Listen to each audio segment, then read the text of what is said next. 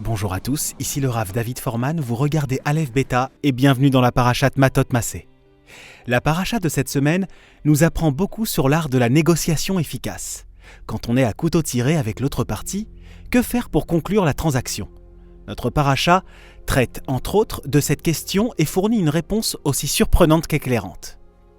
Je pense en particulier à la négociation entre Moshe, les enfants de Gad et les enfants de Réhouven sur leur future patrie. Voici ce qui se passe. C'est la dernière année des enfants d'Israël dans le désert. Ils ont réussi à conquérir jusqu'à présent la terre sur le côté est du Jourdain. Mais le peuple n'a pas encore traversé le fleuve pour entrer dans le pays de Canaan. À ce moment-là, les membres de la tribu de Réhouven et Gad s'approchent de Moshe avec une demande. La terre qui a été conquise, d'après eux, c'est une bonne prairie, idéale pour le pâturage du bétail. Et nous, les enfants de Gad et les enfants de Réhouven, on a beaucoup de bétail. Im matzanu chen behenecha, si nous avons trouvé grâce à tes yeux, Moshe, yutan et haaretzazot leavadecha laachouza. S'il te plaît, donne-nous cette terre en héritage.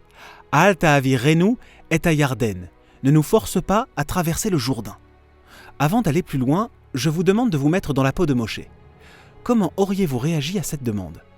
Comme l'indiquent les versets qui suivent, Moshe ici a de réelles craintes, des craintes légitimes quant à l'octroi de cette demande.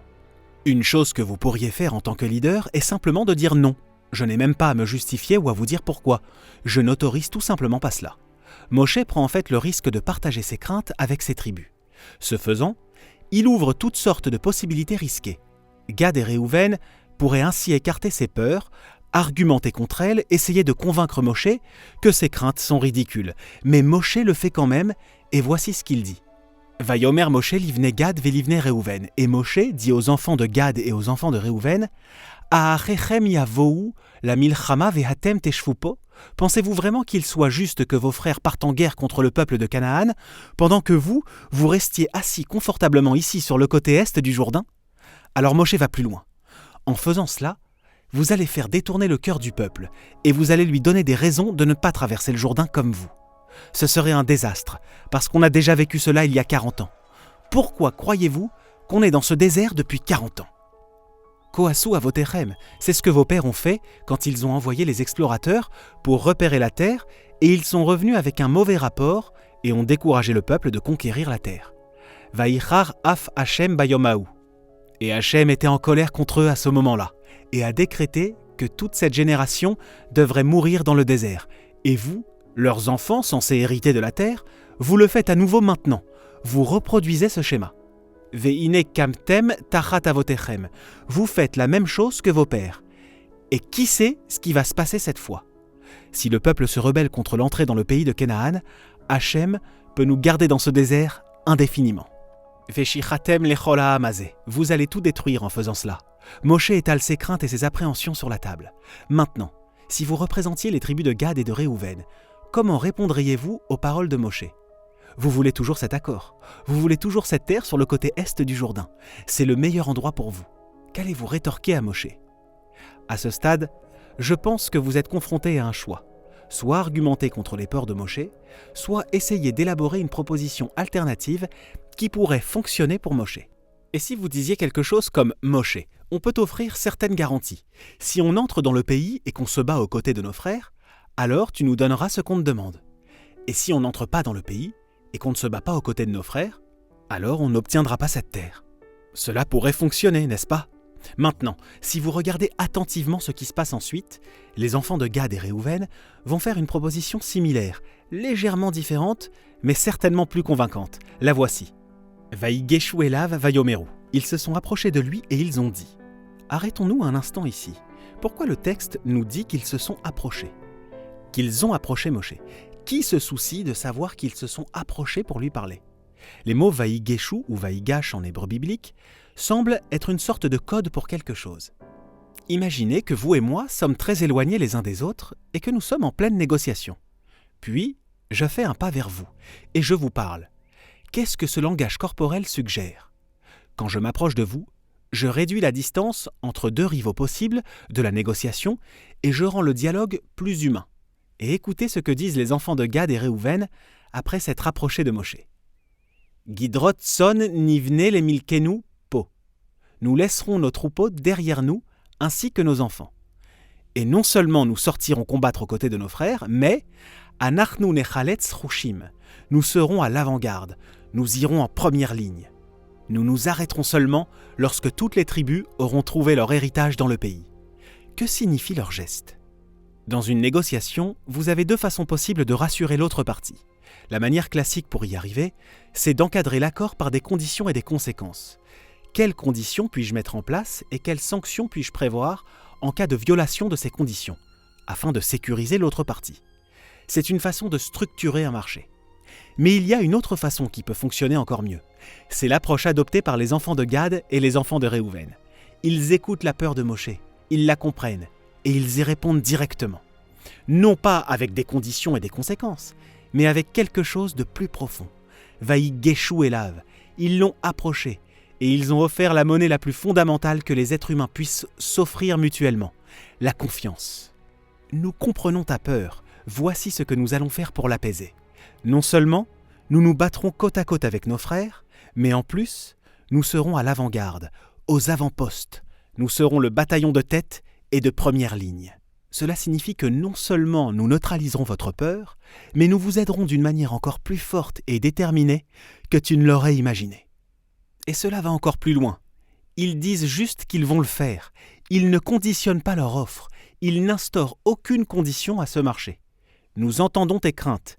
Nous agirons pour qu'elles ne naissent même pas. Tu as notre parole. Maintenant, écoutez la réponse de Moshe. Vayomer alehem Moshe. Im ta'asun et hadavar hazeh, si vous faites cela, si vous êtes fidèle à votre parole. Im techaletzu lifnei Hashem la milchama, si vous allez en première ligne avec vos frères. Ve'avar lachem kol chalutz et hayarden, et si vous traversez le Jourdain aux avant-postes, jusqu'à ce que tous les ennemis du peuple d'Israël soient vaincus. Bon, ok, et après, on s'attend à ce que Moshe dise « Alors je vous donnerai ce que vous avez demandé, le côté est du Jourdain. » Mais il ne dit pas ça. « Vi'item nekiim me Hashem ou me Israël. » Alors, vous serez propres et non coupables devant Hachem et devant Israël. Vous aurez fait votre devoir, leur dit-il. Ve'im lota asunken, si vous ne parvenez pas à être à la hauteur de ce que vous promettez, ine chatatem lachem, vous aurez fauté devant Hachem. Ud ou chatatrem, et vous saurez que vous avez fauté. Moshe leur adresse une réponse de la même nature. Il ne répond pas avec le langage des conditions et conséquences, mais avec le langage de la confiance. Si vous me regardez dans les yeux et que vous me dites « Crois-moi », j'ai besoin d'être sûr que vous êtes sérieux. J'ai besoin de savoir que vous comprenez bien la portée et les conséquences de ce que vous venez de dire. Pas les conséquences pratiques, non, j'ai besoin que vous compreniez quelque chose de plus essentiel que cela.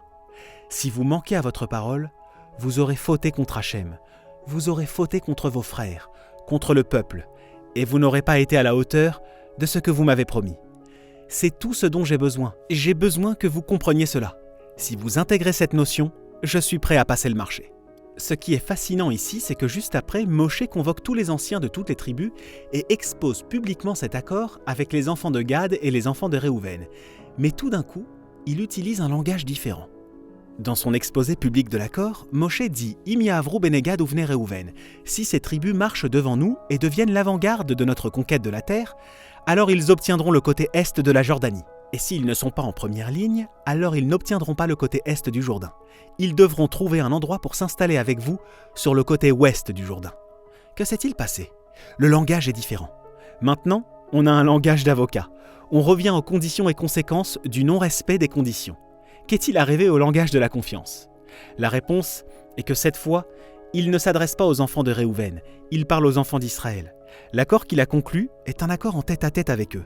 C'est entre Moshe et les enfants de Gad et les enfants de Réhouven. Cet accord a été scellé sur la confiance. C'est pourquoi Moshe y est allé. Mais ce n'est pas vraiment quelque chose qu'il peut présenter à tout le monde. Le peuple, lui, n'a pas scellé un pacte avec eux basé sur la confiance. Et donc la seule chose que Moshe peut employer est le langage contractuel avec ses conditions et ses effets. S'il avait fait valoir l'argument de la confiance, le peuple d'Israël aurait pu lui dire « Ok Moshe, tu leur as fait peut-être confiance, mais qu'est-ce qui nous dit que nous pouvons les croire ? Qu'est-ce que tu as à nous offrir ?» Intuitivement, Moshe comprend cela et leur propose donc la seule chose qu'il peut leur offrir. Voici les conséquences qui s'abattront sur les enfants de Gad et de Réhouven s'ils ne sont pas à la hauteur de leur engagement. C'est ce qu'il dit publiquement, mais ce n'est pas cela la raison pour laquelle Moshe a scellé cet accord. Rappelez-vous, ce qui a scellé l'accord était un Vaï-Guéchou et Lave, leur pas en avant, ce rapprochement d'homme à homme et ce langage de confiance. En fin de compte, c'est la façon la plus efficace et directe de sceller un accord. Les avocats sont formidables, mais même eux vous diront que la plus solide des transactions survient parfois lorsque les deux parties renvoient leur avocat de la salle, s'approchent, se regardent dans les yeux et parlent ce type de langage de vérité. Voici ce que je suis prêt à faire pour toi. Je mets ma réputation en jeu et je prends un engagement d'homme à homme. Je comprends tes craintes. Je m'adresse à ces craintes. Mais je ne te laisserai pas tomber. L'autre partie doit sentir que je suis sérieux et qu'elle peut me faire confiance. L'autre partie doit comprendre que je mesure les conséquences réelles de ce que je dis. Si je ne suis pas à la hauteur de mon engagement, j'aurais fauté vis-à-vis d'eux. Mais si je peux les regarder dans les yeux et les assurer que je comprends la portée de cette confiance, ce marché est le ciment le plus fort qu'on puisse imaginer. Votre contrat fait alors 1 page au lieu de 20. Mais si vous êtes capable d'établir ce lien de confiance, si vous pouvez vraiment vous approcher de l'autre, cette page peut parfois être tout ce dont vous avez besoin. Shabbat Shalom à tous.